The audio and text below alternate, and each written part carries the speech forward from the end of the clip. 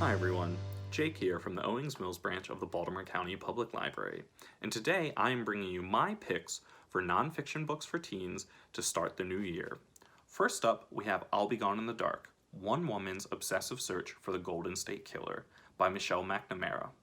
I'll Be Gone in the Dark follows Michelle McNamara tracking the different assaults and murders of the Golden State Killer and using clues left at the scene to try to track down or hypothesize the identity of the killer. One thing McNamara does particularly well in this book is shedding empathy and understanding for the victims in addition to trying to figure out the identity of the killer. McNamara tells a chilling and often disturbing tale that I don't think is for the faint of heart, but for people who are fans of true crime, it's an excellent example of what true crime can be. And one thing I particularly enjoyed about the book is, tragically after the author had already passed away, but now we do know the identity of the Golden State Killer, which ends the book on a little bit of a light note, which I think is needed to make the book not quite so dark.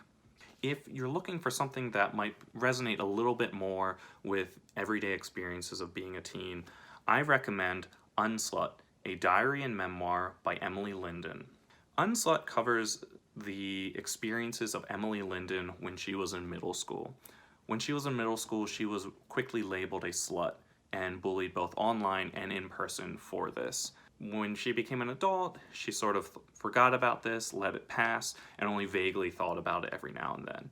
However, when she was working on a writing project, she discovered her 6th through 8th grade diaries and began flipping through them and realized just how deeply this impacted her everyday life as a teenager and probably her adult life as well.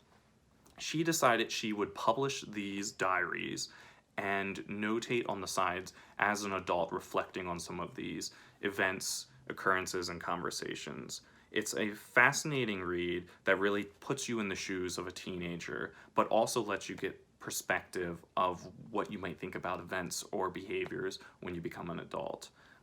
It's not always grim and dark and reflecting just on bullying. There's a lot of really fun memories in there about things she was doing with her friends or different music she liked and reflecting as an adult now on what she thinks about that. And it was a really fun read in some ways because you get to read someone's diary, which is not something you get to do every day. So if you're looking for something a little bit more serious that covers instances of teen bullying, I would give Unslut by Emily Lindin a try. A really interesting historical book is called Samurai Rising by Pamela Turner.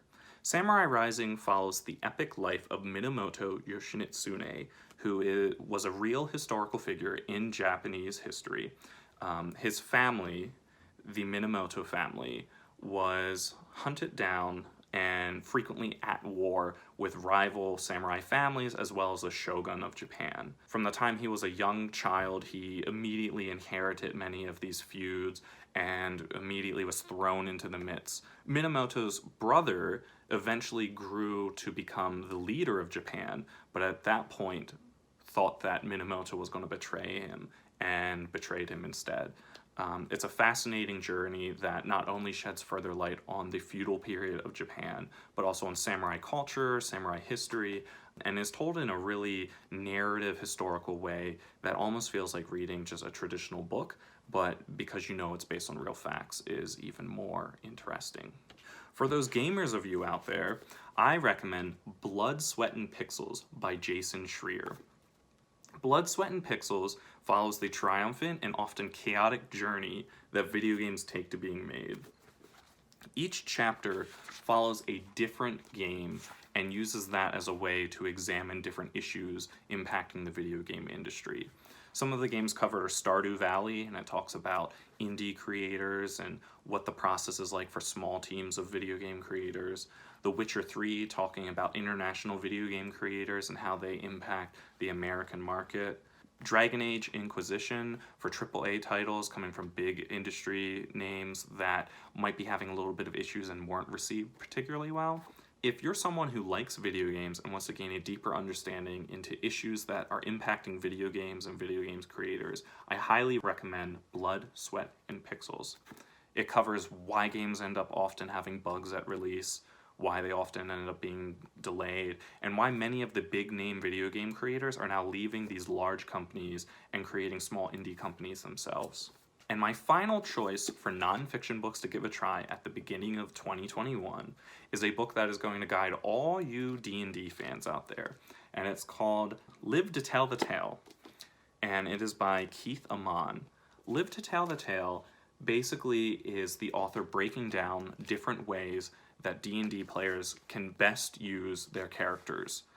Talks about different abilities, how to survive different monster attacks, what character composition and party composition should be. And what I really like is he doesn't spend time focusing on min-maxing and minimizing negative traits and maximizing positive. Instead, he focuses on what the perspectives many players would take.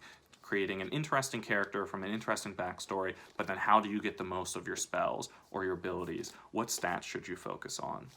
A game as deep as D&D often ends up being really overwhelming for new and sometimes even veteran players. And so if you're looking for just some tips on how to play a new class, or perhaps interesting ideas to bring to the table to make your party work together better, Live to Tell the Tale is the perfect book for you. Those are my recommendations for nonfiction books for teens to start the new year. You can find all of these books at the Baltimore County Public Library. If you're looking for books on a variety of different subjects, definitely consider our nonfiction collection. You can always ask, both by phone or by email, different branches for recommendations on subjects, and a librarian will be happy to assist you. Thank you, and I hope you enjoy these picks.